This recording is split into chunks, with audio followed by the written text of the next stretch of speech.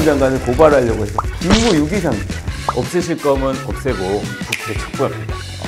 진짜 조심할 필요가 있다. 힘무법인 유한 채널에 오신 것을 환영합니다. 오늘은 어떤 사건 얘기를 해볼까 하다가 최근에 그 세상을 좀 떠들썩하게 했던 이기영의 살인사건을 둘러싼 신상공개 논란이 있어서 좀 얘기를 해볼까 합니다.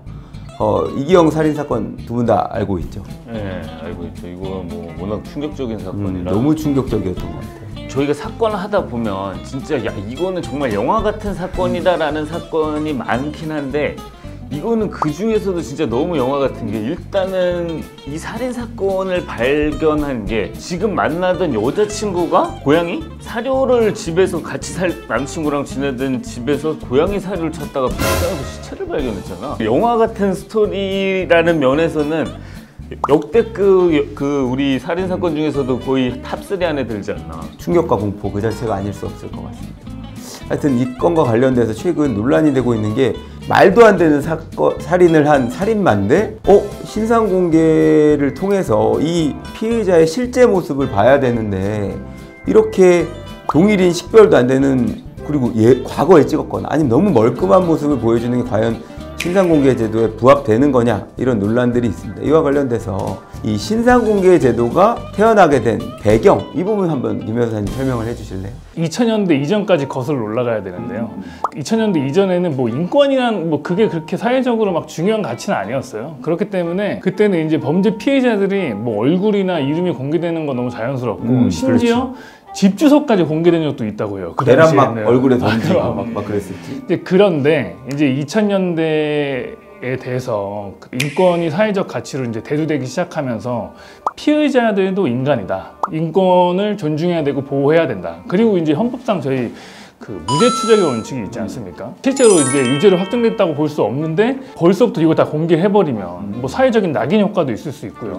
경찰 내부 규정으로 아예 막아놨어요. 신상 정보를 못하도록, 신상 정보 공개를 못하도록. 이제 그러니까 이제 국민들이 흉악범죄, 강력범죄자들은 그래도 우리가 좀 알아야 되는 거 아니냐. 이 사람들이 나중에 또 재범을 저지를 수도 있는 거고. 그래서 이제 국민의 알 권리 그리고 재범 방지, 예방 이런 차원에서 특정 요건을 충족하는 피해자들의 한해서는 그래도 좀 공개하는 게 맞지 않느냐 이런 사회적인 분위기가 형성이 되기 시작했어요. 실제로 이게 TV에 그 피해자 얼굴이 이렇게 공개가 되면은 지금 수사기관에서 알지 못하는 다른 사건들이 이제 제보가 되는 경우도 있다고 해요.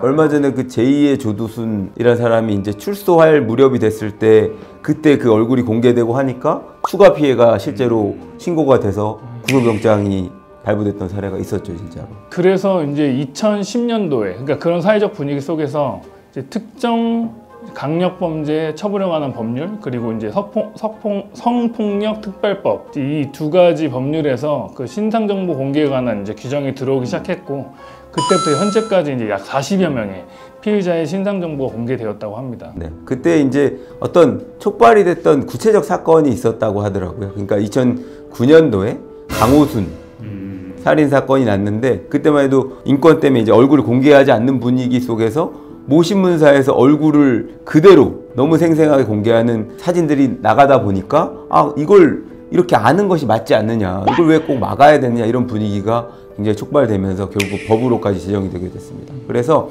신상정보 공개를 함부로 할 수 있는 것은 아니고 어떤 법에 요건이 정해져 있거든요. 그 요건은 어떻게 되는지 안 변호사님 좀 설명을 해주시겠어요? 첫 번째 요건이 범행 수단이 잔인하고 중대한 피해가 발생한 특정 강력 범죄 사건일 것. 중대한 피해 기준에서는 이제 살인 사건 위주로 이제 공개가 되는 거고, 그 다음에 일단 뭐 당연한 요건이겠지만 그 죄를 범했다고 인정할 만한 충분한 증거가 있어야 됩니다. 사실 증거가 없는 상태에서 재판이 확정되지 않은 상태에서 공개가 된다고 하면 이건 진짜 큰 문제가 있을 수 있겠죠. 그리고 이제 국민의 알 권리 보장이나 피의자의 재범 방지, 범죄 예방 등 오로지 공공의 이익을 위하여 필요할 것. 여기서 이 공공의 이익을 넣은 것은 뭔가 이 사람에 대한 너무 화가 나니까 보복하고 싶다라는 이런 보복의 감정은 철저히 배제하고 앞으로 우리 사회 전체적으로 이런 행위를 저지른 사람의 얼굴을 공개하는 것이 공공의 이익이 된다라는 요건이 들어갔는데 사실은 이 요건이 되게 중요할 것 같아요. 그리고 일단 뭐 그 청소년에 해당하지 아니할 것 이런 정도의 요건이 들어있어서 이 네 가지 요건은 반드시 준수돼야 되는 그런 상황이에요. 그리고 이제 판단 주체가 중요할 텐데 그 검찰청 내에 그 신상공개정보위원회가 있어가지고 내부위원 3인 그리고 의사, 교수, 법률 전문가로 이루어진 4인의 법률 전문가들이 모여서 결정한다고 합니다. 얼마 전에 그 N번방의 조주빈이나 부녀 살인사건 저지른 하여튼 최근 들어서 굉장히 많은 신상 정보가 공개됐던 것 같아요. 근데 유독 이번 이기영 사건에서는 이 사람의 실제 얼굴이 과연 그 공개된 얼굴일까?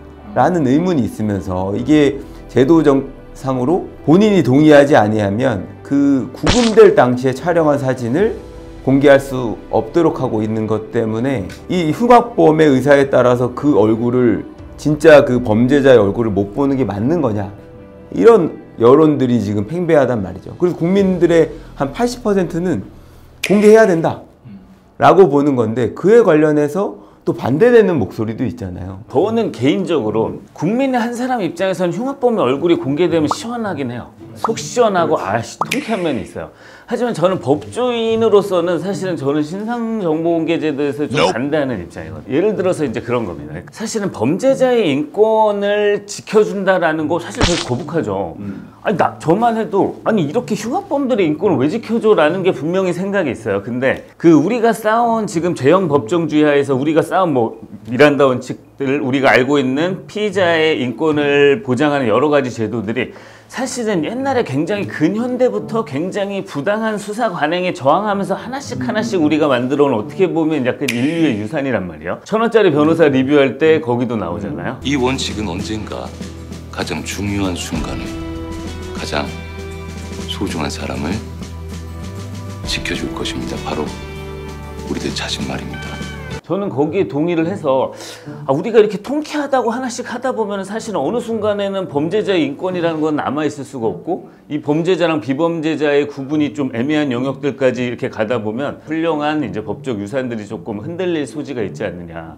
저는 그런 측면에서 신상정보공개제도는 하더라도 판결 이후에 하던가 뭔가 이렇게 공개하는 요건들을 조금 더 엄격히 해야 되는 거 아니냐. 그런 측면에서 저는 좀 전체적으로 반대를 합니다. 사실 저도 진짜 비슷한 생각이에요. 그러니까 성범죄자 그 알림이 제도 있는 거 아시죠? 성범죄자들. 일단은 성범죄로 이제 확정된 사람들에 한해서 나중에 공개를 하는 거잖아요. 이것도 같은 취지로 가야 된다고 생각해요. 실제로 2020년 8월에 그 이제 N번방 사건에 관련된 이제 공범 중에 한 명이었던 것 같은데 그 강간이랑 유사강간을 주된 혐의로 해서 이제 수사가 시작되었던 사람이고 범죄자 피의자고 이제 신상정보 공개 결정이 나왔는데 그 수사 과정에서 그 강간이랑 유사강간 그 부분에 대해서 무혐의가 나왔어요. 그러니까 이거는 진짜 현재 그 가지고 있는 제도의 맹점을 너무 잘 표현해주는 한 사례라고 생각해요. 그렇기 때문에 저 같은 경우에도 이건 수사 단계에서 그러니까 피해자 단계에서 신상정보를 공개하는 거는 진짜 조심할 필요가 있다. 그 오늘 신상정보 공개 자체에 대한 얘기를 좀 많이 하고 있는데 오늘 진짜 얘기는 이런 겁니다.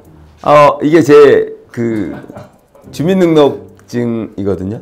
여기 보면은 제가 이제 딱 연수원 2007년에 말에 연수원 입수하기 전에 나름 이제 정장도 사고 비싼 넥타이도 사서 찍은 사진인데 라섹 수술 수술하기 전이어서 이거 보면 좀 동일성 인식이 좀 어려운 면이 있어요. 누구였어요?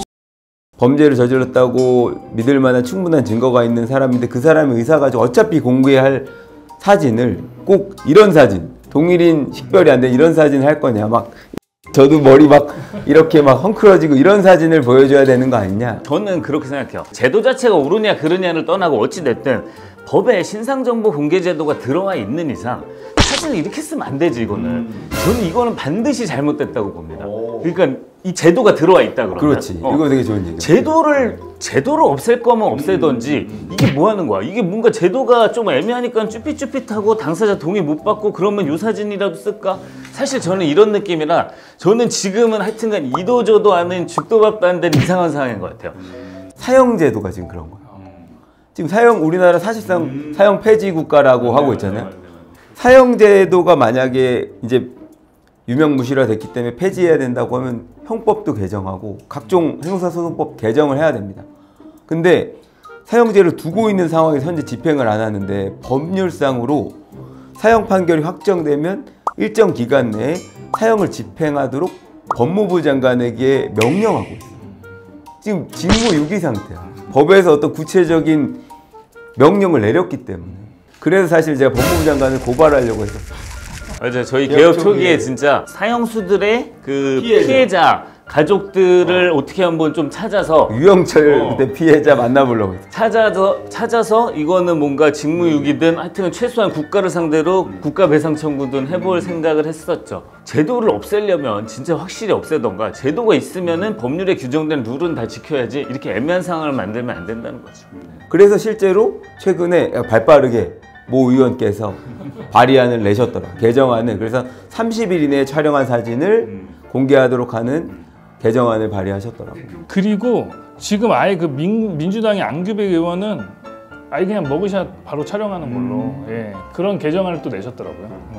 왜 지금 제도가 왜 이 모양이냐 하면 이게 기본적으로 그 우리나라의 경우에는 머그샷 촬영 자체의 근거가 법에 없어서 그래요. 경찰 수사 규칙에 이런 건 있습니다. 피의자를 구금할 때는 그 사진 촬영 등 여러 가지 정보를 이렇게 취합해야 된다라는 규정이 있는데 법률 수준의 규정이 아니라 그 규칙 수준의 규정이기 때문에 법에 규정이 있으면은 내가 아무리 싫어도 이거는 찍어야 돼요. 주민등록법은 내가 나는 얼굴이 좀 별로라서 난 주민등록증 찍을 때 사진 안 넣을래라고 내가 아무리 우겨본들 이거는 가능하지 않습니다. 근데 머그샷의 촬영 근거가 현재는 법률이 없기 때문에 머그샷을 찍을 때 당사자가 나는 사진을 안 찍겠다고 하면 지금 머그샷을 못 찍어서 그렇습니다. 이게 헌법적 차원에서도 얘기를 해야 되는 게 우리 국민의 기본권, 자유 이런 권리들을 제한할 때는 헌법에서 뭐라고 돼 있냐면 국가안전보장, 질서유지, 공공복리를 위해서 필요 최소한에 한해서 법률로서 제한하도록 하고 있단 말이에요. 그래서 지금 나는 사진이 찍히고 싶지 않다고 하더라도 이거는 얼마든지 이 요건에 해당되기 때문에 사진을 찍는 부분에 관한 법률 규정이 있다고 얼마든지 이거는 기본권을 제한할 수 있는 부분이거든요. 머그샷과 관련된 초상권 규정이 법률에 없다는 게 문제고 이건 되게 특이하긴 하죠. 사실 이 규정이 법률에 없다는 게. 오늘 뭔가 좀 전문가적인 얘기들이 많이 나온 것 같은데. 그래서 저희 채널에서 이런 일이 없는데 오늘은 정식으로 마무리를 촉구를 하는 쪽으로 그럴까요? 신상제도를 없애실 거면 없애고 유지하실 거면 이렇게 애매한 상태를 유지하지 말고 제대로 머그샷을 공개할 수 있도록 법률을 빨리 정비해 주실 것을 국회에 촉구합니다. 뭐 이런 논란거리가 없으면 제일 좋죠. 뭐 재미있는 드라마 나와서 얘기하면 좋은데 하여튼 다음 주에는 또 이런 논란이 있으면 준비를 하든지 아니면 또 최근 들어서 법률 드라마가 조금씩 나오고 있더라고요. 그래서 재미있는 드라마가 있고 소개해 드릴 만한 내용이 있다고 하면 준비해서 돌아오도록 하겠습니다. 오늘 여기까지 할까요? 여기까지 마치겠습니다. 고맙습니다.